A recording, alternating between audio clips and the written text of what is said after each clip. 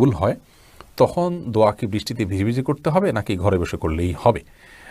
আমাদের আয়েশা রাদিয়াল্লাহু তাআলা থেকে একটা হাদিস বর্ণিত হয়েছে সহিহ বুখারীতে যে নবী করিম সাল্লাল্লাহু আলাইহি ওয়াসাল্লাম বলেছেন, যখন বৃষ্টি দেখি আমরা তখন যেন আমরা দোয়া পড়ি আল্লাহুম্মা সাইয়্যিবান নাফিআ, অর্থাৎ আল্লাহ আপনি উপকারী বৃষ্টি দান করুন।